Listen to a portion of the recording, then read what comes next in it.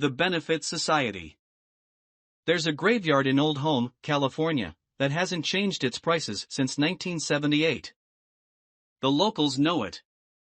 They are suspicious of strangers coming to their town with pickup trucks because everyone in the world would like a free plot of land just to bury their kin. One time Sally Greenbow told us that the military did not pay enough to bury her husband after Iraq. The commercials on the television say that the average funeral cost is the same price as a used Toyota. The same price as a 5-year-old car that will get you to work. I'm sure that most people would say that you should just burn the body, ashes to ashes, and get down and pray.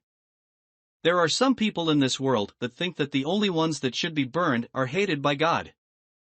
And so for this reason the community used to take up collections. People stood at the corner of Highway 99 and XX Road, hoping that someone that pulled over to get food at Denny's would stop and consider that their money is needed for another. We don't want Sally standing out on the highway with her 5 fatherless kids begging at strangers. They never met the man. We never met the man. He is merely a symbol.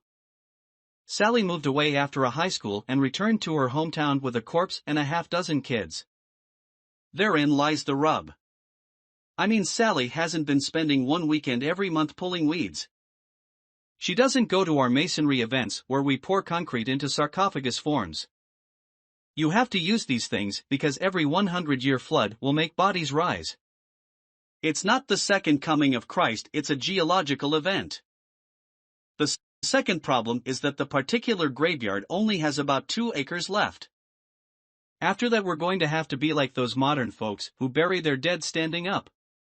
We are going to have to start using the well diggers instead of the backhoe. The water table in this area is going to be very interesting when you have an entire family buried down in a straight line. Our estimates are that anything over a nuclear family, say 3 kids, is gonna have to be capped with a wellhead. Wellheads are not that pretty. Wellheads are terrible to pray around. There's no room for flowers since you have to pour concrete about 5 feet across and 5 feet deep. It depends upon the pressure of the souls trying to escape. Souls escape with water pressure. It's not a Stephen King problem unless the souls start making you breakfast and yelling that your house needs paint. When my mother's soul rises, you're going to know it. So, we meet at the Grange.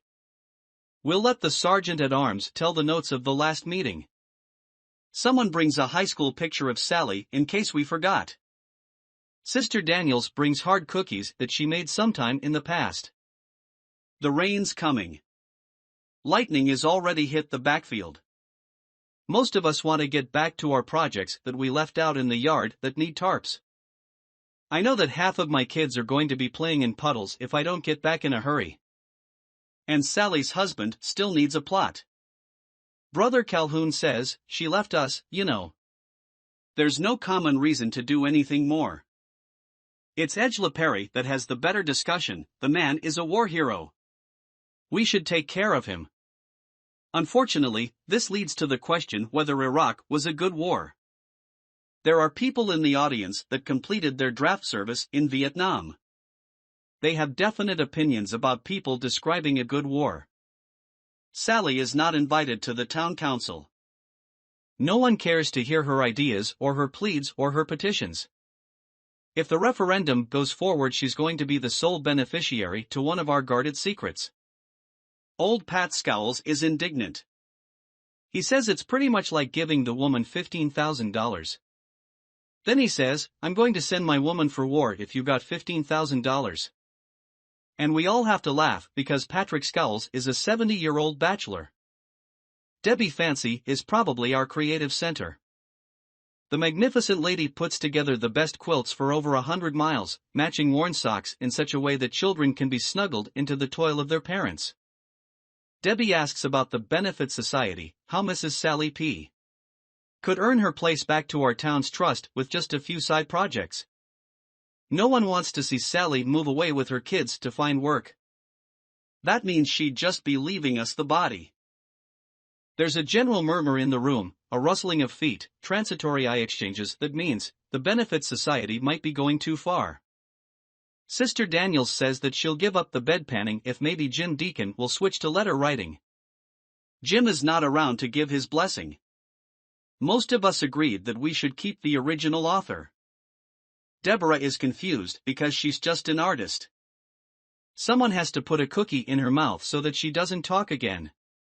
The gavel falls down. Look here, folks.